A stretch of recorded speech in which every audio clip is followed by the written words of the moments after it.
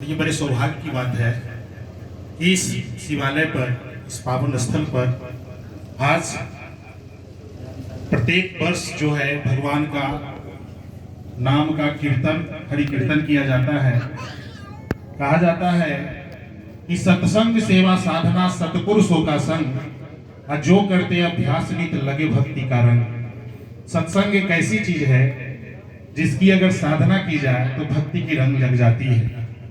हम लोग यहाँ एकत्र हुए हैं भगवान के राम नाम की महिमा का बखान करने के लिए। हम किसी का भी अवगुण को न देखें। हमारे मसूदन भैया को मैं कोटि कोटि प्रणाम करता हूँ, जो विद्वता इनके पास है। शायद मैं इनकी बड़ाई नहीं कर रहा हूँ। आप जानते हैं कि वाल्मीकि का नाम सब आदमी आप जानते हैं।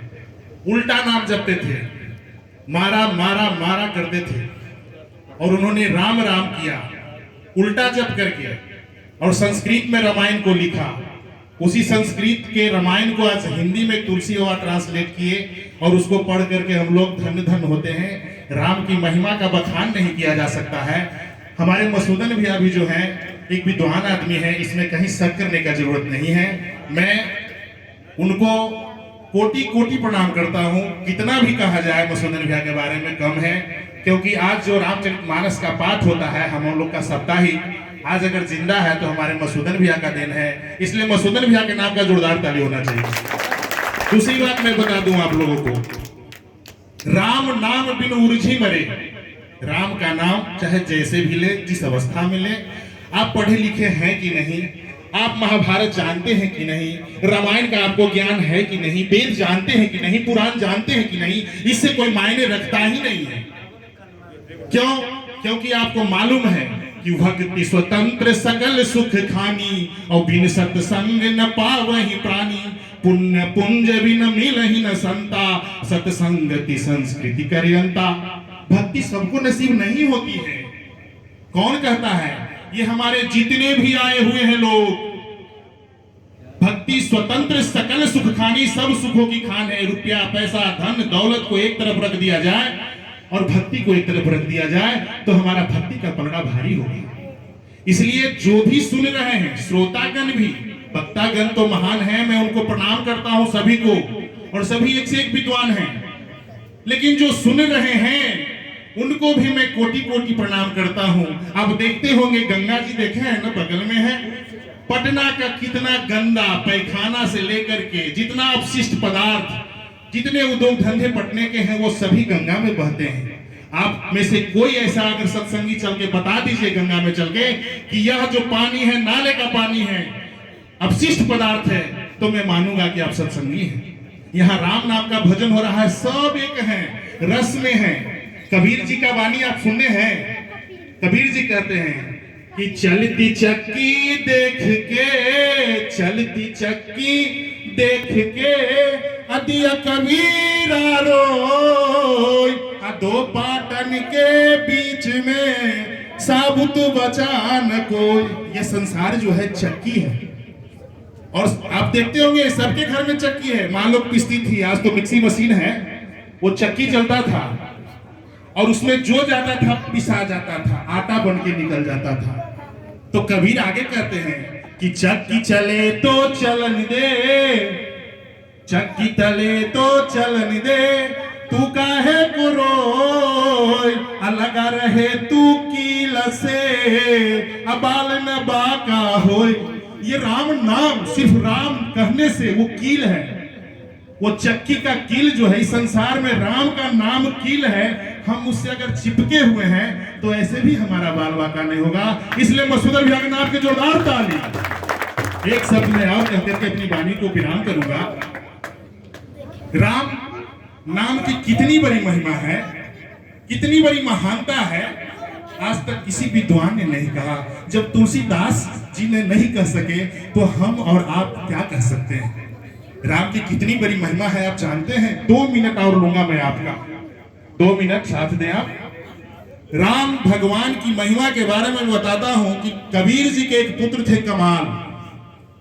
वो गंगा किनारे थे। एक कुष्ठ रोगी आया और कहा कि मैं कैसे ठीक हो सकता हूं, कैसे मैं ठीक होऊंगा। तो कमाल प्रश्न किया।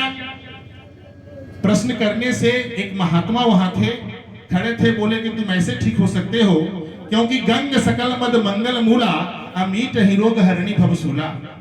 गंगा जी जो हैं वो सभी गंग सकल मद मंगल मूला, सभी मनोकामनाओं को पूर्ण करने वाली है। अमीट ही रोग हरणी भवसूला, सारा रोग मिटता है। सूल मतलब समझते हैं ना, जिस कष्ट ताप, भैया भी बता के गए हैं, है ना, आदि भौतिक आदि ताप। मैं पढ़ा लिखा कम हूं, फिर भी मैं बता देता हूं कि गंग सकल मद मंगल मूला मीट ही रोग हरणी भवसूला, माने स्पर्श करने से, देखने से, और स्नान कर लिए तो बेड़ा पार है। देखने मात्र से पुण्य होता है गंगा जी को।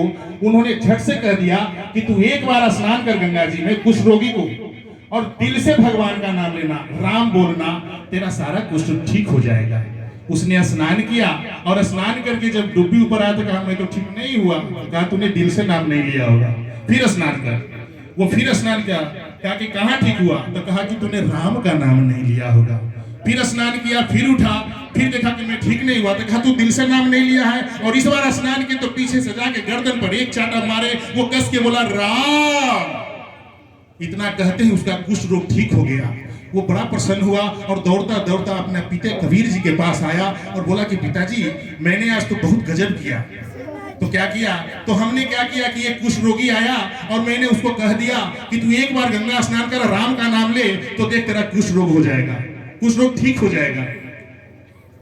कबीर जी समझ गए कि साला बहुत बेकार काम किया है, इतना गलत काम करके भगवान के नाम को खर्च कर दिया, इसलिए तू चल जा तुलसी जी के पास। तुलसीदास जी आपके राम नाम की महिमा को बता देंगे कि राम नाम की महिमा क्या होती है। और वो तुलसी जी के पास आए तो तुलसी जी सोचे कि कबीर तो खुद विद्वान आदमी है, बेटे को मेरे पास किस लिए भेजा है। वो समझ गए कुछ सीखने के लिए भेजा है, इसलिए उसको बताया कि क्या बात है, तो ऐसा ऐसा बात है। बोले ढिंढोरा पिटवा तू, पूरे संसार में जितने कुष्ठ रोगी है सबको लेके आ।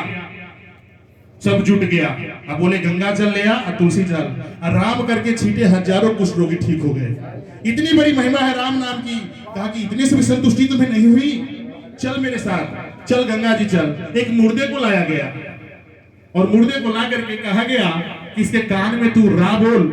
जैसे ही झुक करके कमाल रा बोला, मुर्दा उठ गया, और म बोला, मुर्दा उठ के खड़ा हो गया। इतनी बड़ी महिमा है राम नाम की। बोलिए श्री रामचंद्र भगवान की, हमारे मसूदत भैया की। हाँ, कोई वक्ता है।